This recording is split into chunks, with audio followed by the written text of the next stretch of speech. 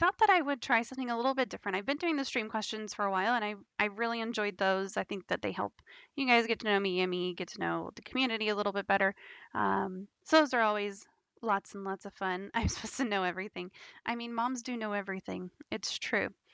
But I thought I would maybe do a mental health Monday. And the reason that I'm doing that is because I was talking to a couple people recently about depression and anxiety. Um, and it's one of those things that you start talking to this, and if it's not somebody who has had a mental health issue or illness, they're kind of like, hey, it makes them really uncomfortable to talk about it. And I feel like that's really kind of a shame to have that stigma around mental health. Um, I think that it would be a lot better if people could just talk about it. I mean, it's like if I said I have the flu, nobody's gonna go, I really am uncomfortable talking about this. So it's if you can get comfortable talking about it with other people, if you can make it comfortable in a way that's comfortable for the other person to talk about it instead of being like, well, this is what it's like, and beating them over the head with it. If you can make it more of a conversation where you're engaging them, I think that that's something that would be really beneficial. So I wanted to talk just a little bit tonight about the stigma around mental health. I have a really neat video that I found today that I think is fantastic, and I'm gonna probably lead off with it. It doesn't have any words, so I'll just pull it up here in a minute, and we can watch it. And it goes kind of through from a college student's point of view what it's like to have mental illness and the way that other people perceive it and the harm that there is in how other people perceive mental illness. There is a there's I think it's one in four people in the US in particular will be diagnosed with a mental illness in their lifetime. I have suffered from depression before. I have a level of anxiety, and I am in treatment for that. I'm in therapy for both of those right now. Um, and fortunately, I don't have like a super high level of anxiety or super high level of depression or anything like that. I'm definitely able to work with it and work through it. And fortunately, am no longer suicidal. That hasn't been that way for a really long time. So it's like I I wish that it was easier to talk about with people who maybe hadn't struggled with that or who have a hard time admitting that they struggled with that. And besides the 1 in 4 estimate of people in the US who will be diagnosed with mental illness, it there have been studies that show that it is especially difficult for men to talk about their mental illness. And so even saying it that way, I wish there was another way to say it, but even saying mental illness, like there's such a stigma with, okay, your brain, there's something wrong with your brain when it's really not something wrong with your brain. It's something that you can combat, like the flu. If you get the flu, you get pneumonia, you're not just gonna say, well, there's nothing I can do about it. It's me. This is me. Like you are not your illness. There is something that you can do to treat it. And so, while you in particular might have to do different things to treat it than somebody next to you, it's still something that you shouldn't feel bad talking about it. I have bipolar disorder. It gets really uncomfortable talking about my illness with people. Absolutely, yeah. So even I know that I have a friend who has bipolar, um, and she's a wonderful friend almost all of the time. When she's not, I said that a little bit wrong. When she's not a good friend, I don't think that it's because she's bipolar. I think she's just kind of a well, she has some issues with her morals a little bit. And so it's, you know, if somebody wants to talk to you about what they're going through, you also kind of need to know that the things to say back to them that won't make them feel like, oh, it's me, I'm the problem, because it's not that you're a problem. It's your illness that needs treatment that is the problem. So, and it's one of those things you just have to work around it and know what works for you. And If you are not comfortable talking about it with a friend, how are you going to be comfortable seeking help for it? So I wanted to start with this video, and let me get it pulled up. Okay, one second. And like I said, this video is from a college student's point of view, but it's applicable to anyone. And it just talks about how isolating mental health issues can make you, and how if you are dealing with it on your own, how difficult that can be versus getting help.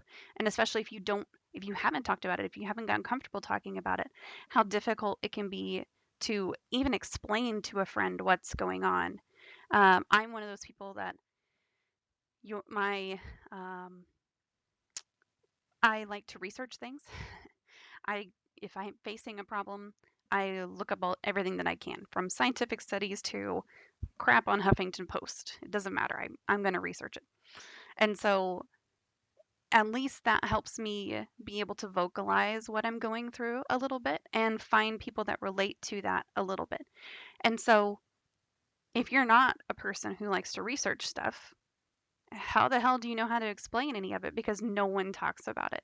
And that's just so irritating to me. So I'm going to get into the video now. Let me switch scenes here.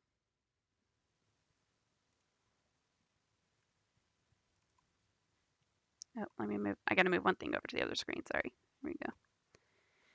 And I'm actually going to turn off my face cam because I think that it's right in the way. And then I'll bring it back here in just a minute.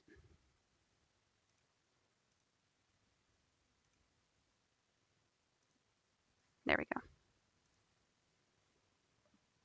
Okay, so you should be able to see everything. Like I said, there are no words to this video. It's a completely silent film. So here we go.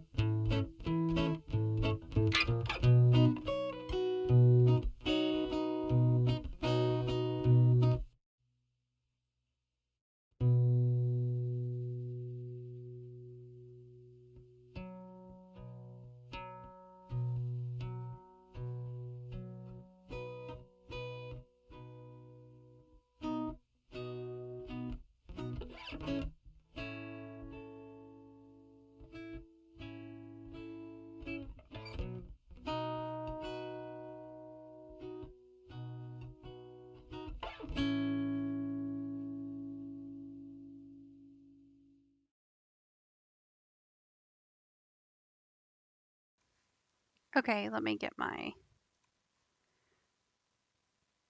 this back over here. I gotta move stuff around. I need a better system, but that's okay. So, got this back over here. Anime stuff. That's what my captioner thinks that I said. Anime stuff. I love it. So that's one of those things. The guy felt like he couldn't talk to his friends because they assumed when he said he had anxiety or depression or whatever it was he was struggling with that he was broken. And he hadn't gone to seek help. Maybe if they had said, like, dude, you can talk to somebody about this. It's not that big of a deal. But his one friend even brought up that he was more likely to go and you know, grab a gun and shoot somebody. And the fact of the matter is, I don't have the exact statistics on this, but far more people without mental illness commit violent crimes.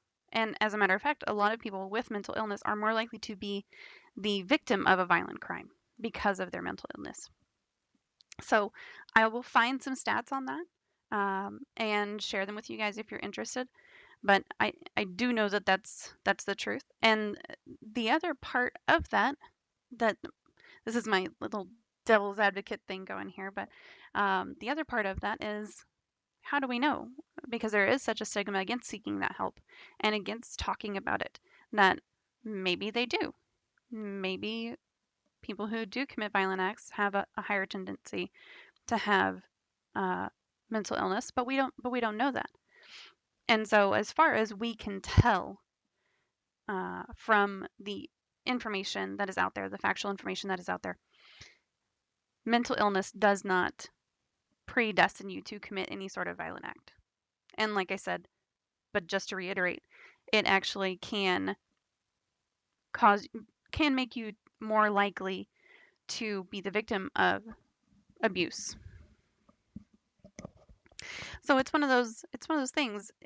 If some of the stuff in that scenario had gone a little bit differently, he maybe wouldn't have committed whatever act, punching himself in the face or whatever act of self-harm that he did commit that wound up putting him in the hospital, where he got access to a doctor who said, "It's not you. You aren't the issue. It's your illness that's the issue. You're sick. You gotta cure the sickness." And for some people, that cure is different. For some people, it is going and talking to a therapist. For some people, it's talking to a psychiatrist who can prescribe medication. For some people, it is a combination of the two. And so it's not something that everyone copes with the same. It's not something that everyone has the same comfortability of talking about it. But it is something that I feel like does need to be talked about. Part of the reason we don't know, especially in the States, is that people are obsessed with retribution over rehabilitation. Yeah, if people could get the help they need, even if they committed a violent crime, instead of getting locked up, or in some cases put to death, we'd likely have more data on that. That's absolutely true as well. So, and I do happen to live in a death penalty state, which I'm honestly pretty fine with. So we probably won't see eye to eye on that one, Evelyn. But I do agree with your overall point, for sure.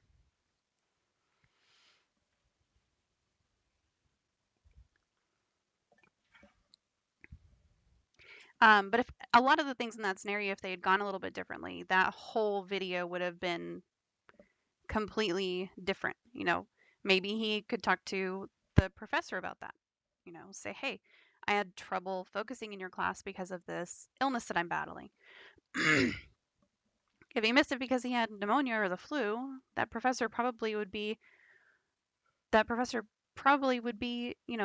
completely okay with helping him.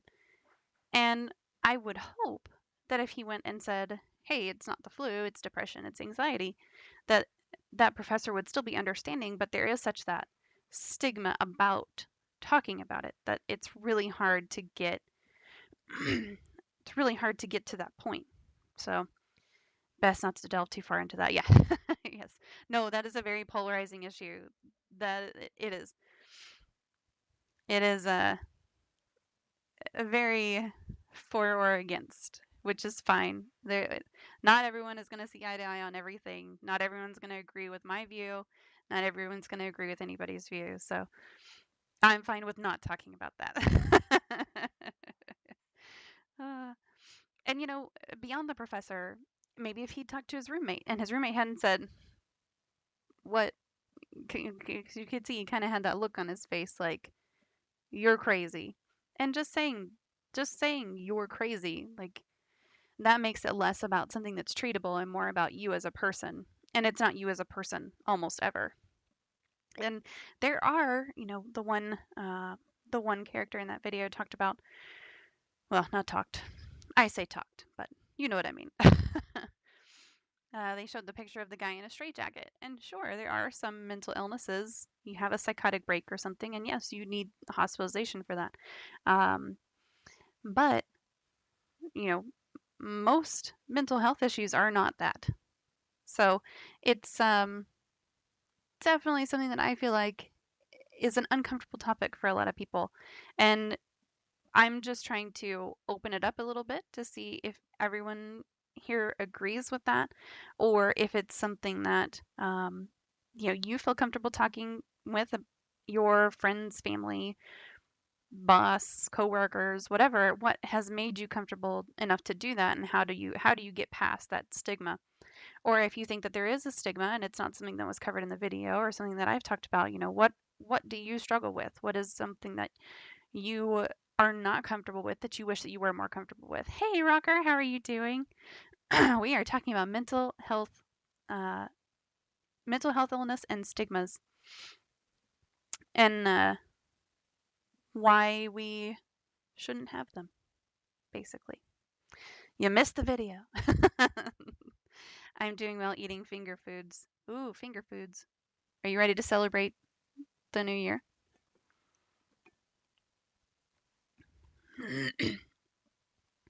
And there's a whole nother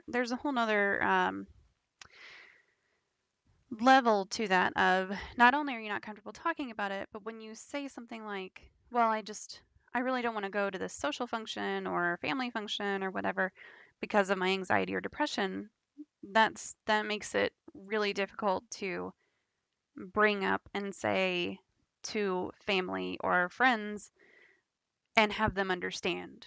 Like, you get the, oh, just come on, it'll be fine. You'll be glad once you're here, and just cheer up, right? Because that's so helpful. And you know that they have the best of intentions, but it's really not something that helps to hear. I had my drinks last night at a friend's $60 champagne. Was it $60 a bottle champagne or $60 worth of cheap champagne? Because that makes a difference.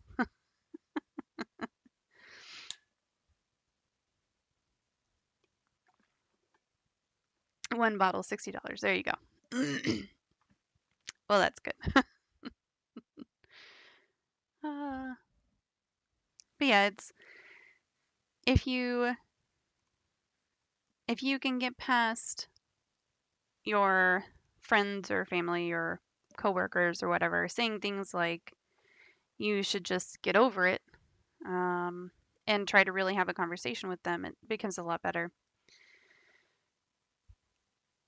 I have really bad depression when I was first diagnosed, told to go to therapy. The doctor literally told me to grow up and deal with it. Life isn't fair.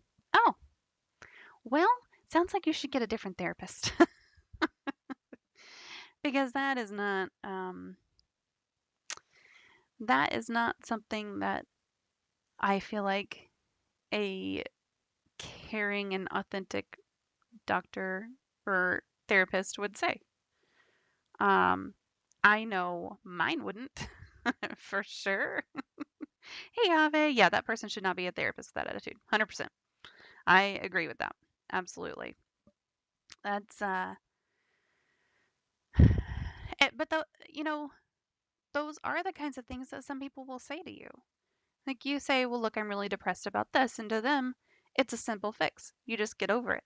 But to somebody with a mental illness, it's completely different. And it's one of those things that maybe it is small. Maybe it's a tiny, tiny situation, but that tiny situation either takes a lot more to deal with for any given person. Different people will deal with things completely different. Um, but also, maybe for that person, it's not just that one thing. Maybe their anxiety has been, at the back of their head all day. And all of a sudden, this one thing, when they're on their way to the social event, uh, is the thing that's just like, okay, well, I've been filled up to here all day. And now all of a sudden, this tiny little thing just inches it above my eyebrow, and that's my limit. You know what I mean?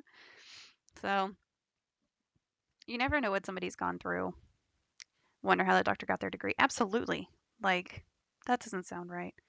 Reported him to the medical board and he lost the certification. Good, good. No snow. No. Mm-mm. Don't just self medicate with alcohol. That's not good for you. Hey, Slay, how are you doing? New year, new me. Oh, God. I I really don't like that. I think I posted about that today too. That's probably why you're saying it. Yeah, new year, new me. Come talk to me in February. Yeah, there you go. All right, I did. I did post that today. So, um, oh, and that's the other thing is that, and I don't have any facts, statistics to back this up, but I wonder how many people in the face of mental illness that they are not comfortable talking about, that they're not willing to get treatment for. I wonder how many people do something like that. They do turn to alcohol, they do turn to drugs, those kinds of things, um, which then just creates more problems. And going back to what Evelyn said with such a belief in how did she put it? retribution over rehabilitation. Maybe it's not a violent crime, maybe it's a drug charge. And if they had access to help, if they had known that it wasn't wrong or bad to get that help, maybe they wouldn't have done drugs, become a drug dealer, like whatever it is, gotten a DUI, etc., etc. Uh, okay, all right, Rocker. Wait a minute. All right, so I every now and then I do ask, like I stop and ask myself, almost always. This is when I get my next shipment of wine, right? And it's sitting actually my last shipment's sitting over there still, and I've delayed the last one. So I get a shipment of 12 bottles every 3 months, right? And this shipment over here is still there, and I haven't finished the previous shipment. So I'll ask myself, like, am I drinking too much? And then I'll think about it and be like, well, it's not that I need to drink. It's that I really do like the taste of wine. And of course, I kind of like the right. See, there you go. I really do like the feeling that you get with drinking. Of course, that is part of it. But it's not every night. And like Roger said, that's 4 bottles a month. So here's a funny little story for you. My oldest brought in this shipment of wine, put it on the ottoman, and said, how many bottles of wine do you have? I said, well, I've got most of the last shipment here still, and that's 12 right there. And he said, 12? That's enough for the year. I said, honey, that's only 1 bottle a month. He said, I know. So I do every now and then, I check myself and say, is this something that I'm starting to rely on? And it's not that I think that I am. It's just that every now and then I do. I check myself to make sure that I'm not trying to self-medicate with alcohol. Um, and I don't think that I do. Because honestly, I probably drink 2 or 3 times a week and that's it. And 4 bottles a month is not bad.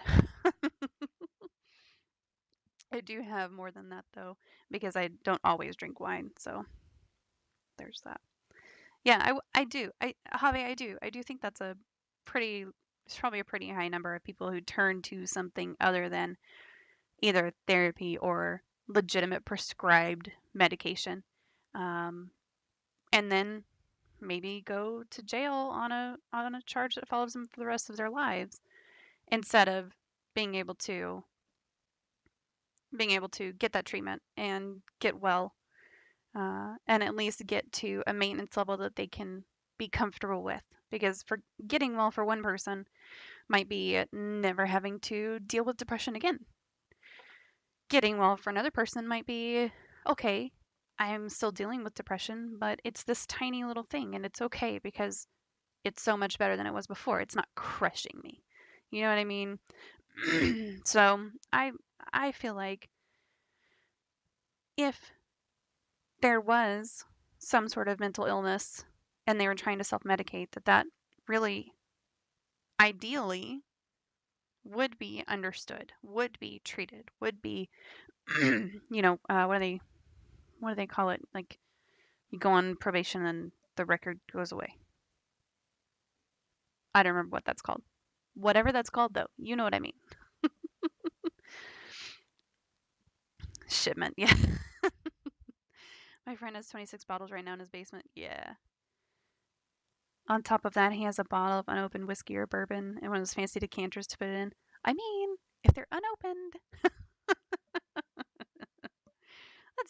that's the thing. Yeah, I've got probably more. I've got probably more than 24 bottles of wine in the house right now. I could go count them, but I'm not going to. And lots of different alcohols, like in various states of being filled over on the cabinet. But it's like, so what? It's not gonna go bad. I store all the bottles on their sides, and uh, like half the whites I wind up cooking with anyway. I wouldn't have to self-medicate if Medicaid considered depression an actual illness and not a lifestyle choice. Yeah. So I don't know anything about Medicaid, but I was really surprised when I went to, so I just started seeing a therapist not too long ago, for several different reasons. And, you know, part of it's dealing with, well, anyway, suffice it to say several different reasons. I'm not sure I'm ready to go into all the reasons, but lots of different reasons that I'm seeing a therapist. And she said, well, are you wanting to pay cash? And her fee is like $300 an hour. So I said, no, I want you to run it through my insurance. She said, are you sure? Because then there is a record of your mental illness. I'm like, yeah, yeah, I'm sure. And so now it's like $15 an hour instead of 300. But it's ridiculous that the mindset is, are you sure you don't want to go outside the system to talk about this with me? Because then there's a record that you have a mental illness. And I'm like, yeah, yeah, I don't care. Personally, I don't care if there is a record. And so what she's done, she said, well, I will put everything in the system very minimally. I won't include any details and all this stuff. And she's going through all of this. And in the back of my head, I'm just going, this is what it's come to? Seriously? I mean, you go in to get help, right? Whether it's a therapist or a psychiatrist or a psychologist or, even a church counselor or whatever. And the state of things is such that you can't write down what's really going on in case somebody finds out. That's just that's just ridiculous. But yeah, the both anxiety and depression are covered under my health coverage, which I'm very thankful for. But I don't know anything about Medicaid, so I am not sure. The system is flawed. If people need help, they shouldn't be looked on any different because it's something out of control. Right. Well, that's what I was talking about. Like, if you have the flu, you're not going to try to self medicate. Oh, well, I take that back. Okay. I am the kind of person who will have the flu or pneumonia or an ear infection and really bad sinus infection and not go in for a long time. And then whenever I go in, they're like, why didn't you come in sooner? Um, and I did do that with therapy. Like I waited a really long time before I started seeing somebody. A really long time. A really, really long time. But then once you go in for the flu, you get treatment. You get better. You get well. And once you go in for therapy, you start to get better. It's not immediate like a medication. I mean, unless you go a medication route, and then hopefully it does start to help you immediately. But self-medication via Sprite and saltine crackers. So uh, we do the brat diet, just bread or no bananas, bleh, rice, apples, and toast. And then that's kind of one of the that's how I remember it. It's the brat diet. But yeah, saltines and Sprite works as well. Chicken soup, chicken and dumplings, whatever it might be. If you have the flu and you go to the doctor, they say, "Oh, here, take this, you'll be better." Anything mental, and they're like, "Oh God, stay away and give me your name, firstborn child, and make sure everybody gives you funny looks." Yeah, yeah. I mean, so you shouldn't go to the doctor and get that response though. especially going to the doctor. Any medical professional should not give you that response or treatment at all. But that's the kind of thing that you face when you talk to a friend about it. That's the kind of thing that you face when you talk to a relative about it. Um, I'm lucky that my Slay, there's your resub. I think I got you in here before, didn't I? I did. I've got you in here. I've got you in here for art just the other day. So I don't know why it popped up now, but that's okay. But yeah, you know, ew, and let me say no to that. That's okay. It's, kind of you get those funny looks from people who don't understand. And even people who do understand, like, I'll talk to somebody about their anxiety or their depression, and it's, of course, completely different than mine. It's got different reasons for it, it's got different things that will help them. Maybe they're more depressed, more anxious, maybe they're less depressed, less anxious, whatever it is. And I don't know, Peachy, I don't know how it is with um, bipolar because I don't have it. I haven't experienced that, but I would think that there are different levels of that as well. Doctor, why didn't you come in sooner? Well, you see, I Googled my symptoms. Don't ever Google your symptoms. Oh my gosh. Every time I go to WebMD, I wind up finding out that I have, pinky toe cancer or something. And then you think you're dying, and like that's not good either. Exactly, Slay. Yes, yes. More like I Googled my symptoms and WebMD told me I had cancer. Yeah. For a sinus infection. That is pretty much what you get. I worked for a medical provider a couple years ago. All the HIPAA laws protect people's privacy when they have simple issues, but all the mental problems, we literally had to flag their accounts and make sure all the people in the office knew. Really? And was that for anything, or was there a cutoff? Was there a level that you had to flag? That's interesting. WebMD says stuffy nose. Oh dear, looks like you've got a touch of the cancer. Pretty much. That's pretty much it. Any mental diagnosis. Wow, that's crazy. So I that sucks. That sucks that it's like that.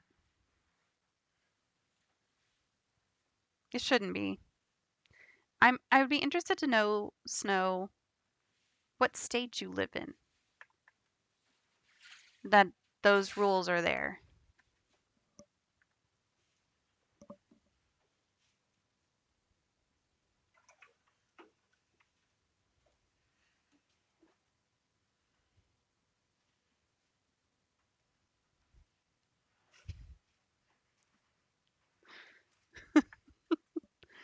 Arizona. Oh, look, I have such a brain block for some details about people. Like, where do you live again? Plus, anytime anybody gives me an address or anything, it's just out of my head, you know. So,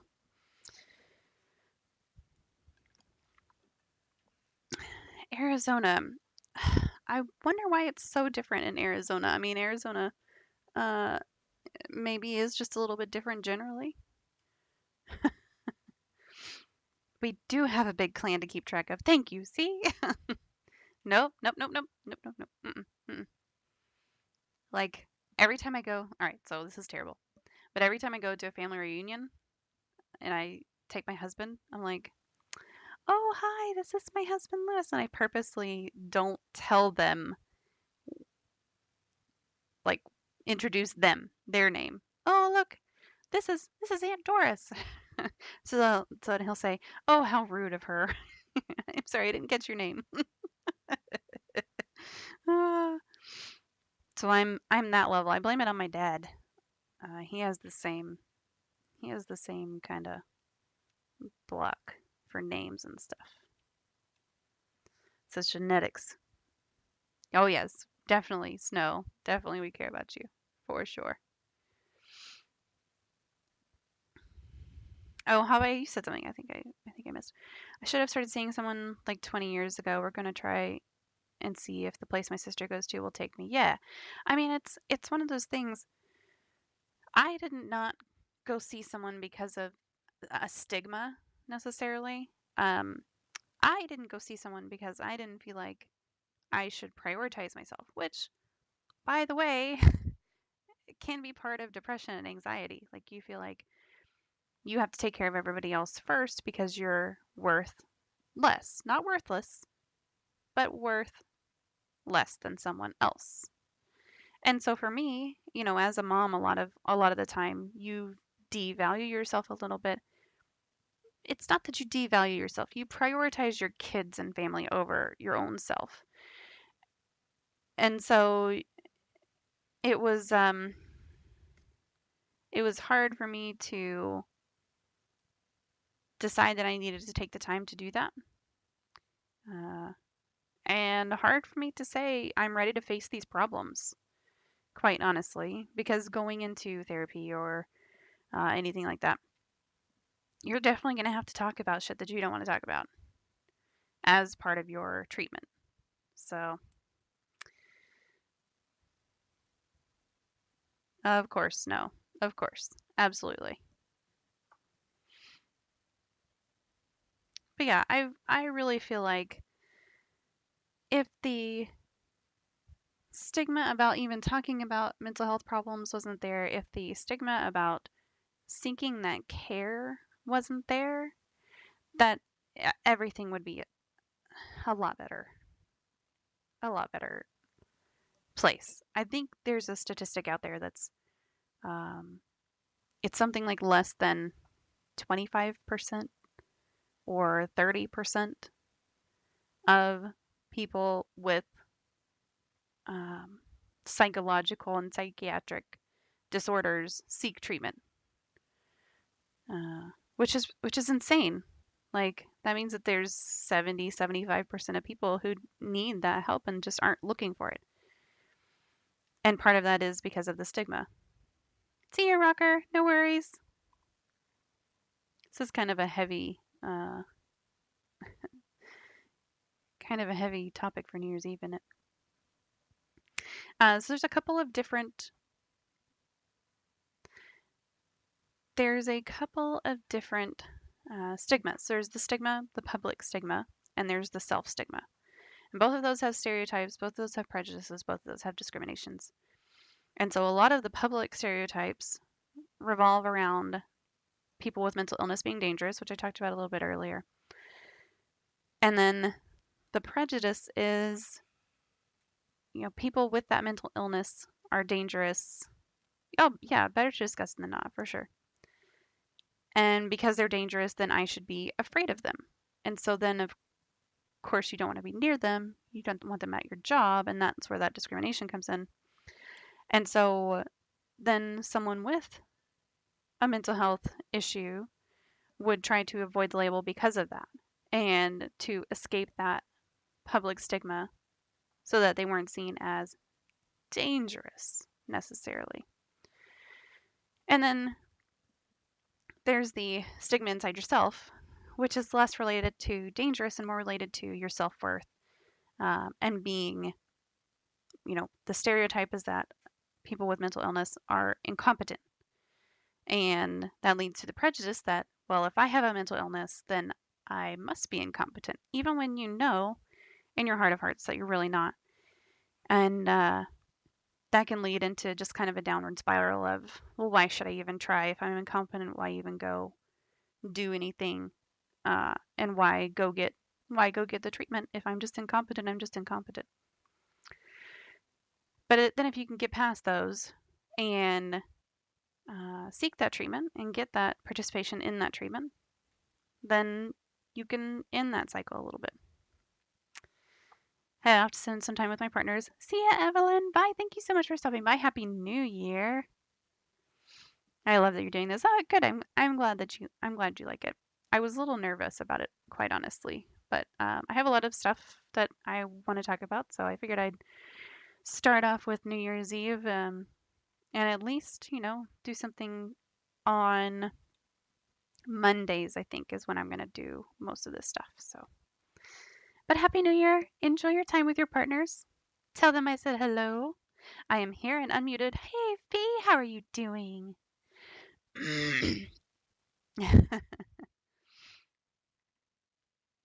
So, something interesting that I haven't looked into is whether or not that stigma around mental health,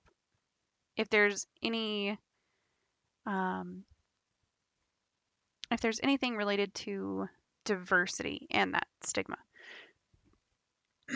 Pardon me. Oh, that was really gross. I'm sorry. Ew. Like, not that burping is gross, but that taste was gross. Not good. Not good the second time. And I'm sure that there is some studies around that, but I have not. In the spirit of mental health awareness and honesty, I've been feeling very unlovable and useless because of my depression and anxiety these past 2 days. Okay, that is super, super wrong. Because Fee, we all love you. Absolutely. Even just you coming here makes me smile. Come on. Snow put a little heart after that. They're happy you're here. I'm happy you're here. But yeah, and so you just came from visiting family too. So that probably made it a little bit worse as well. Yes. Okay. And I talked about this a little bit earlier. And then I just did it, which is awesome. Uh your feelings are not invalid. The truth is that you are loved. The truth is that you are useful, but your feelings suck. And I'm sorry that you're going through that right now. Because I talked earlier about uh, don't just say that it's going to get better. What? Um,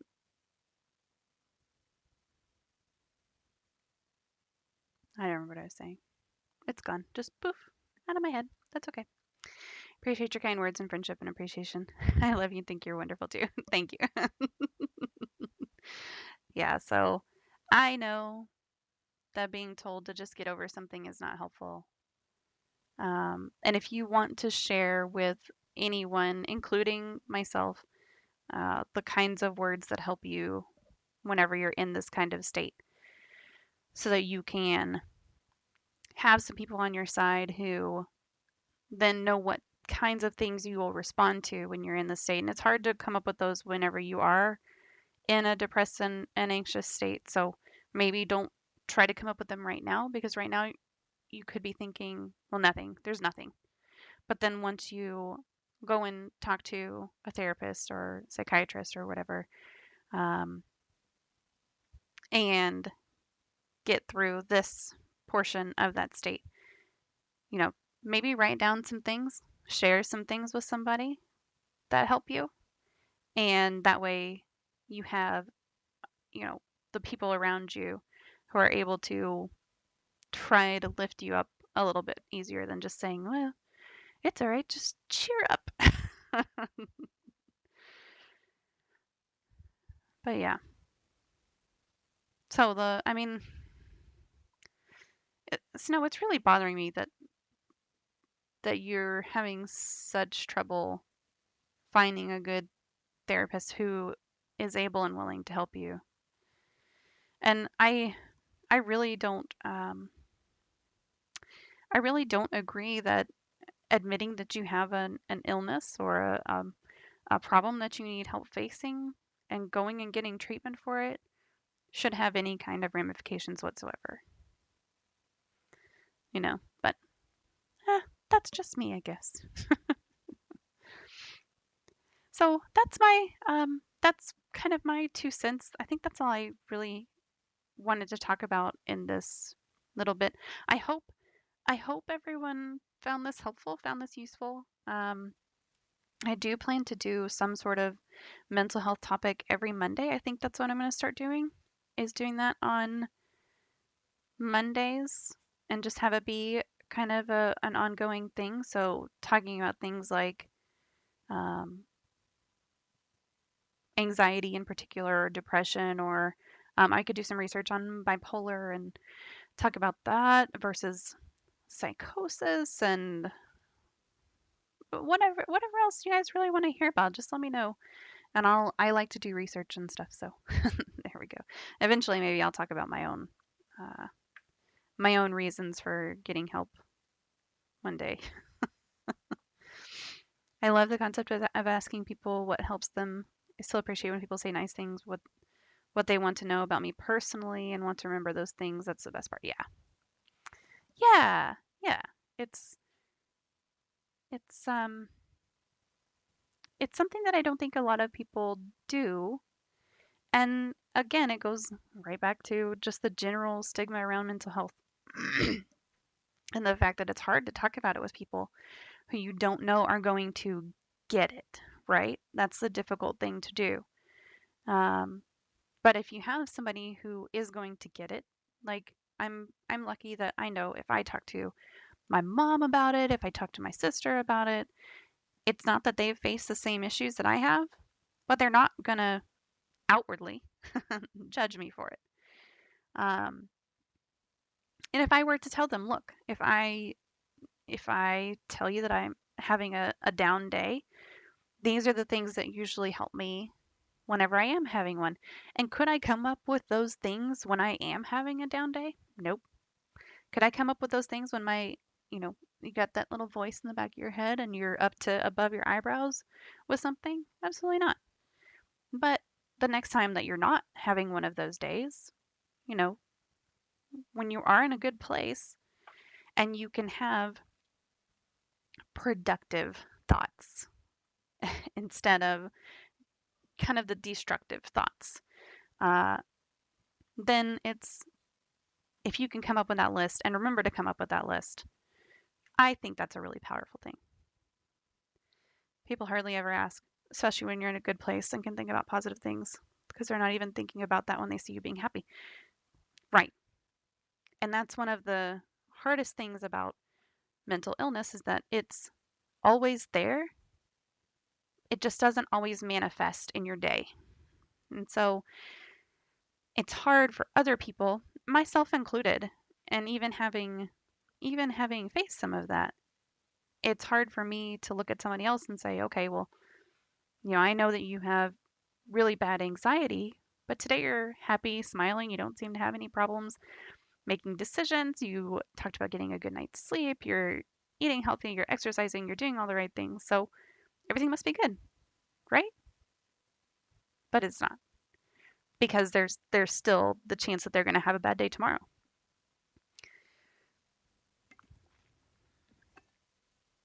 I remember to take a drink of water. Yay.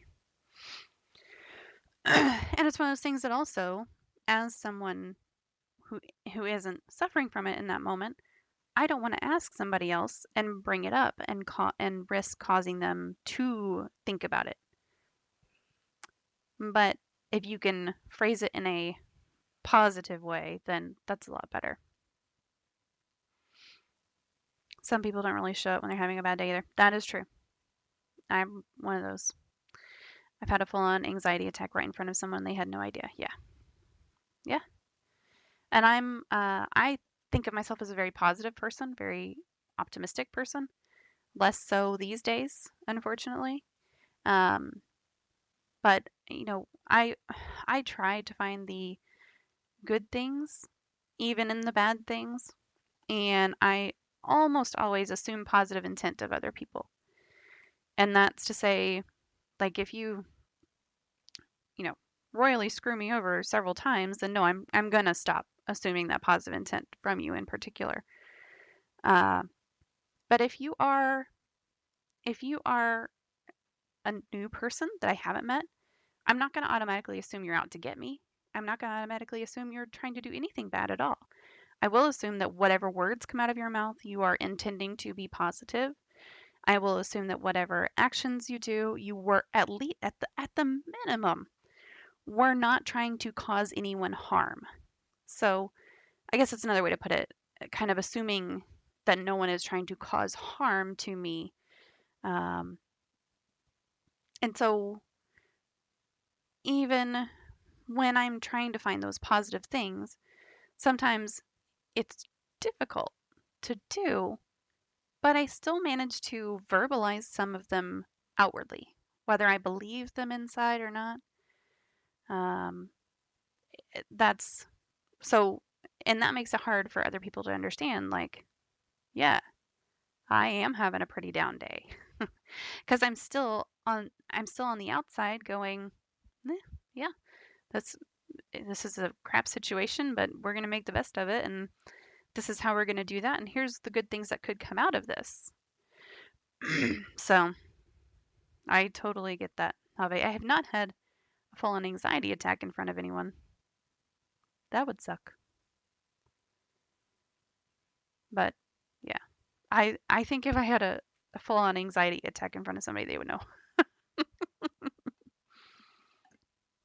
But I can definitely be having a bad mental health day and not show it on the outside other than maybe not quite being as shiny happy people as I normally am. Yeah. Yeah, if it was an anxiety attack, well, I'm pretty sure they would know. But otherwise, maybe not.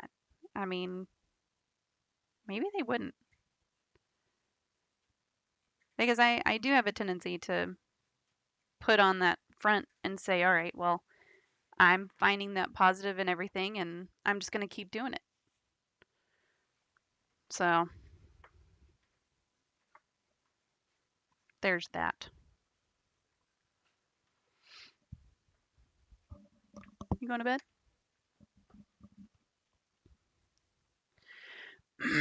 Okay.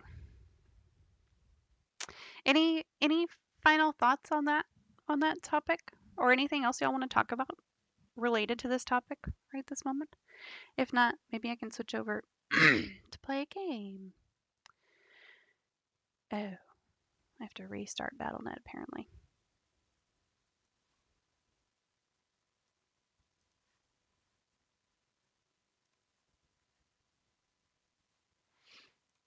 There we go.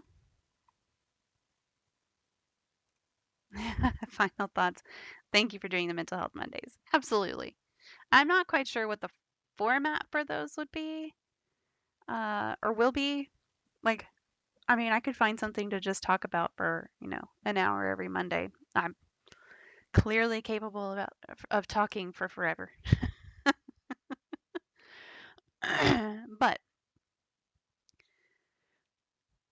I don't know. I don't know what I want to do with these. I mean, I could come up with a new topic, and maybe that's what I'll start off doing. Just every Monday coming up with a new topic related to mental health, to discuss and do a little bit of research, prepare some points, which I didn't do very well today, but I had the video. That was good. So, or I could, I don't know. What would y'all find most helpful related to mental health in particular?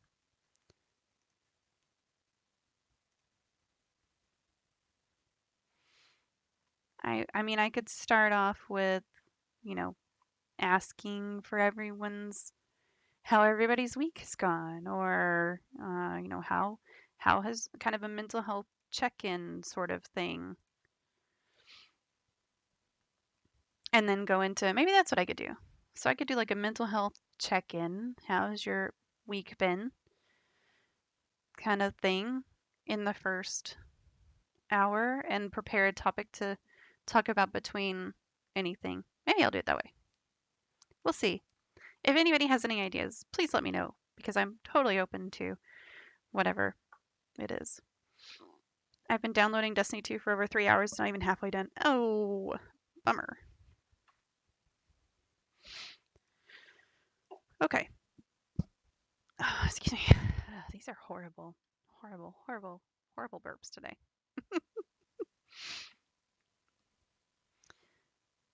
Have says if anyone finds they're having a bad time and needs someone to talk to, I'm a good listener. Absolutely. Yes. If you are having a bad week, like, don't wait until Monday to reach out to anyone. Um, it's I, I'm here for you guys. Jave's offering to be here for you guys. If anybody needs somebody to listen, please just let us know. And don't be afraid to get help on a mental health doctor kind of level, counselor, church, somebody at your church, psychologist, psychiatrist, whatever it is. Just please don't be afraid to get help for those kinds of issues. And we will see how it goes. If y'all have any suggestions on things that you want to hear about, talk about, please let me know, and I'll add those um, to the plan. All right, so y'all say hi to Rocker whenever we raid him here in just a little bit. Join that raid if you can. And if you haven't joined the Discord, be sure to join the Discord as well. We have sub only giveaways every month. So in the Discord. But y'all have a good night. Happy freaking New Year.